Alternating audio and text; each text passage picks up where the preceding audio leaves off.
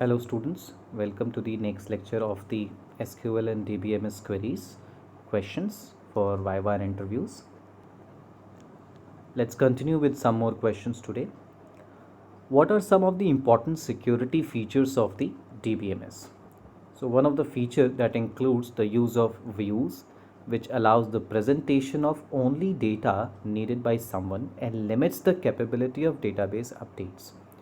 With the use of integrity controls includes domain controls, assertions, checks, also with the help of the authorization rules, user defined procedures, encryption, authentication schemes and backups. So these are the features of the database securities. There are the indexes also, triggers also, and the uh, other measures of the databases that can be taken to protect the database. And uh, let's talk about the next question, which is the describe concurrency control. So we had seen this concurrency control in the DBMS topics.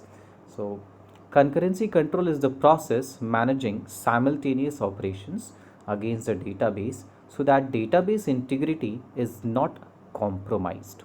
So there are two approaches in concurrency controls: the pessimistic approach that involves the process of locking, and the optimistic approach that involves the versioning. So we had seen the two-phase locking or the three-phase locking protocols that are used for the concurrency control.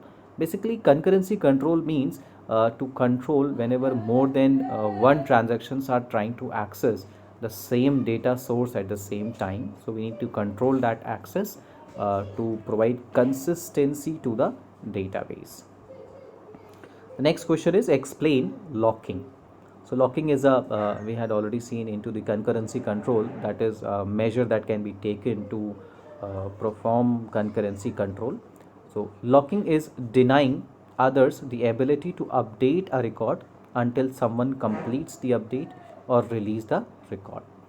Locking can occur on many different levels in the database. It can occur at the database table, record, or field level. A lock can be shared or can be exclusive.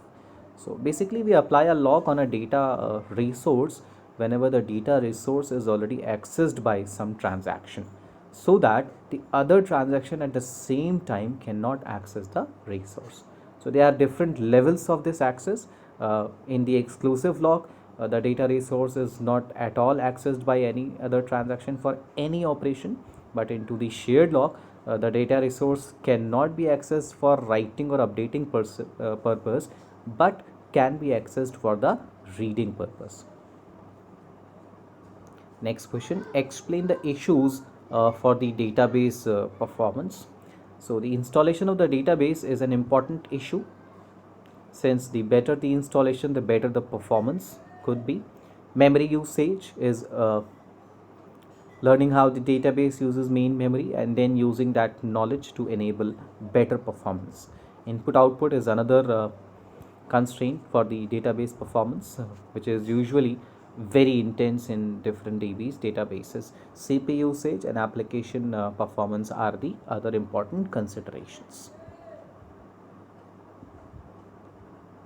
What is a distributed database? A distributed database is a single logical database that is spread across more than one node or locations that are all connected together with some communication links. It requires multiple DBMSs running at each remote site, and a distributed database can be either homogeneous or can be a heterogeneous database. So basically, it's dividing the database features on different machines, and they all machine will perform as a single entity. That is the distributed database.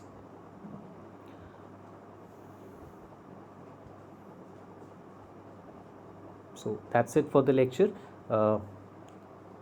We will see some more questions of the Viva and interview into the next lecture. Thank you so much for the day.